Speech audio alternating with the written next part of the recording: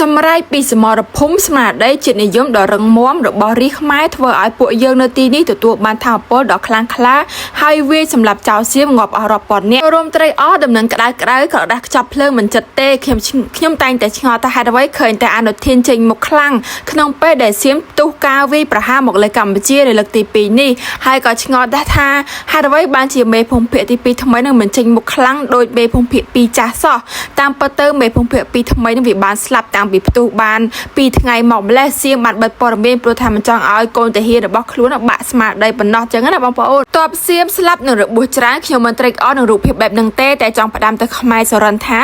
នាំគ្នាឈប់ទៅសៀមកំពុងតែសម្លាប់ខ្មែរសរិននេះសកម្មនៃកងទ័ពសៀមគឺបង្កឡើងដោយក្រុមជ្រុលនិយមសៀមសង្កត់សរសើរដល់កងវីរៈកងទ័ពខ្មែរគឺបាញ់ត្រង់ល្អណាស់សូមជម្រាបសួរបងប្អូនទាំងគ្នាស្វាគមន៍ជាថ្មីមកកាន់ Channel YouTube នេះខ្ញុំសូមបងប្អូនកុំភ្លេចជួយ Subscribe Channel នេះខ្ញុំម្នាក់មួយផងណាសូមអរគុណបងប្អូនទុកជាមុនហេតុការក្តៅនៅម៉ោង 9 ព្រឹកនេះនៅខេត្តសមុទ្រប្រាកានជិតបាងកកស្ពានអាកាសថ្មើរជើងបាកានបានស្រុតចុះយ៉ាងរន្ធត់សង្កត់លើរថយន្តដែលកំពុងធ្វើដំណើររបាយការណ៍បឋមមានមនុស្សជាប់កេងក្នុងគំនរដែកនិងបេតុងកំពុងដង្ហែរកជំនួយសង្គ្រោះយ៉ាងអាណត្តិអាធមនេះហើយជាលទ្ធផលនៃរដ្ឋាភិបាលអនុធានខ្វល់តែរឿងនយោបាយកែច្បាប់រក្សាអំណាចនិងរឿងធ្វើសង្គ្រាមឈ្លានពានគេសមុទ្រប្រាកានជាតំបន់សេដ្ឋកិច្ចសំខាន់បើស្ពានបាក់បែបនេះគឺកាន់តែធ្វើឲ្យសេដ្ឋកិច្ចថៃដែលកំពុងតែដុនដាបធ្លាក់ក្នុងរណ្ដៅកាន់តែជ្រៅហើយបាក់ស្ពានអាកាសថ្មីថ្មើរជើងនៅថៃនឹងបានបណ្ដាលឲ្យមនុស្សរងរបួស3នាក់ភ្នាក់ងារសង្គ្រោះបន្ទាន់របស់ប្រទេសថៃនឹងបានឲ្យដឹងថាស្ពានអាកាសថ្មីជើងមួយកន្លែងនៅលើផ្លូវបាងណាត្រាតបានបាក់រលំនៅព្រឹកថ្ងៃប្រហ័សទី18ខែធ្នូនេះបន្ទាប់ត្រូវបានរថយន្តដឹកដីមួយគ្រឿងបើកបុកដែលបណ្ដាលឲ្យសង្កត់លើរថយន្តនៅខាងក្រោមដែលធ្វើឲ្យមនុស្សមួយចំនួនជាប់គាំងខ្លួននៅខាងក្នុងនោះយោងតាមវិទ្យុថៃ SM 91នឹងសារព័ត៌មានអាម៉ារៀនហេតុការណ៍នេះបានកើតឡើងនៅវេលាម៉ោងប្រមាណ 9:15 នាទីព្រឹកក្បែរចំណុចបង្គោលគីឡូម៉ែត្រលេខ34ក្នុងគន្លងផ្លូវឆ្ពោះចូលទីក្រុងបណ្ដាលឲ្យមានការកកស្ទះចរាចរណ៍យ៉ាងខ្លាំងក្រុមអ្នកជួយសង្គ្រោះបានបញ្ជាក់ច្បាស់ថាយ៉ាងហោចណាស់មានមនុស្ស3នាក់ដែលបានរងរបួសនិ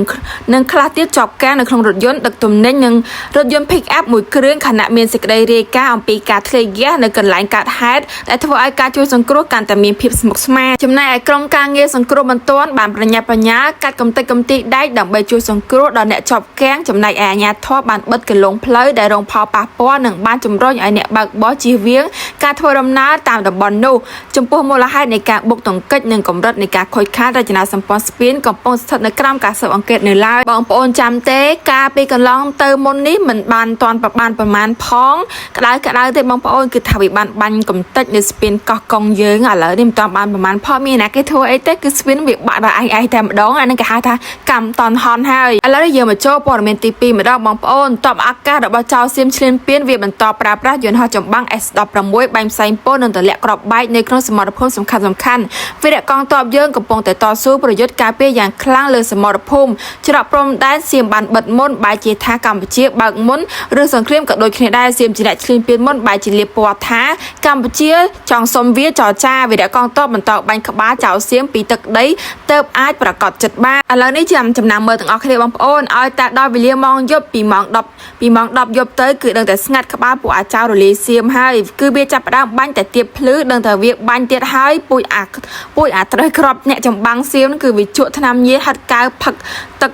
ត្រូបស្អីគេនោះទេបងប្អូនខ្ញុំមិនសូវយល់ដែរចឹងណាបើនិយាយទៅពួកទាហានសៀមសើពួកក្មេងៗទេបងប្អូនប៉ុន្តែវាឲ្យផឹកថ្នាំញៀនហាត់កៅអញ្ចឹងដើម្បីឲ្យមានកម្លាំងតទល់ជាមួយនឹងខ្មែរយើងគឺវាងើបបាញ់តែពេលទៀបភ្លឺអញ្ចឹងណាបងប្អូនគឺវាលេងល្បិចថោកទៀតមែនទែនឲ្យសិតឲ្យកងទ័ពវិញញៀនថ្នាំដើម្បីមានចិត្តក្លាហានមកច្បាំងជាមួយនឹងកម្ពុជាយើងណាបងប្អូនហើយនេះយើងមកតាមដានព័ត៌មានបន្តទៀតដោយក្រសួងការពារជាតិបានជម្រាបជូននៅស្ថានភាពនៅតាមបន្ទាត់ព្រំដែនកម្ពុជាថៃអំពីករណីយោធាថៃបានបន្តធ្វើសកម្មភាពវាយប្រហារមកលើកម្ពុជានៅយោធាភូមិភាគទី5ក្នុងភូមិសាស្ត្រក្រុងប៉ោយប៉ែតខេត្តបន្ទាយមានជ័យនាថ្ងៃទី18ខែធ្នូឆ្នាំ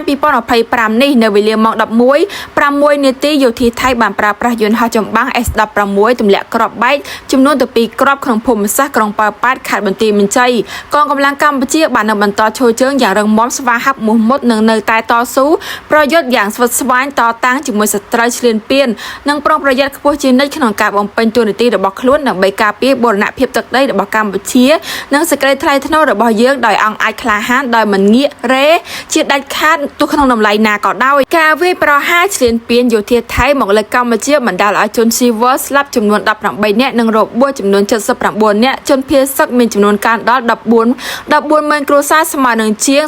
47000នាក់ក្នុងនោះស្ត្រីជាង240,000នាក់និងកុមារជាង130,000នាក់ខេត្តមិនជាប់ព្រំដែនថៃចំនួន5បានទទួលជនភៀសសឹកនេះបើតាមក្រសួងមហាផ្ទៃគិតត្រឹមម៉ោង7ព្រឹកថ្ងៃទី18ខែធ្នូ S16 ថៃចូលទម្លាក់គ្រាប់បែកនៅភ្នំខ្មោចនិងពាក់ស្បែកខេត្តព្រះវិហារនៅម៉ោង9:51នាទីនិងម៉ោង17នាទីថ្ងៃនេះតបចោលសៀមឈ្លានពានពីទីភ្លឺមកវាបាញ់ផ្លោងរំខានរហូតដល់រាបណាពួកវាមិនទាន់បានទីតាំងឈរជើងវាមិនបញ្ឈប់ដល់ងាយស្រួលទេវិរៈកងទ័ពយើងបន្តការពារទីតាំងនិងប្រុងប្រយ័ត្នខ្ពស់24ម៉ោងសូមជម្រាបជូននៅស្ថានភាពនៅតាមបន្ទាត់ព្រំដែនកម្ពុជាថៃអំពីករណីយោធាបានបន្តធ្វើសកម្មភាពវាយប្រហារមកលើកម្ពុជានៅយោធានភូមិភាគទី4ក្នុងភូមិសាស្ត្រភ្នំខ្មោចពាក់ស្បែកខេត្តព្រះវិហារនៅថ្ងៃទី18ខែធ្នូឆ្នាំ2025នៅវេលាម៉ោង9:51នាទីយោធាថៃបានប្រើប្រាស់យន្តហោះចម្បាំង S16 ទម្លាក់គ្រាប់បែកក្នុងភូមិសាស្ត្រភ្នំខ្មោចនៅម៉ោង17នាទីយោធាថៃបានប្រើប្រាស់យន្តហោះចម្បាំង S16 ទម្លាក់គ្រាប់បែកក្នុងភូមិសាស្ត្រពាក់ស្បែកកងកម្លាំងកម្ពុជាបាននឹងបន្តឈរជើងយ៉ាងរឹងមាំស្វាហាប់មោះមុតនឹងនៅតែតស៊ូប្រយុទ្ធយ៉ាងស្វិតស្វាញត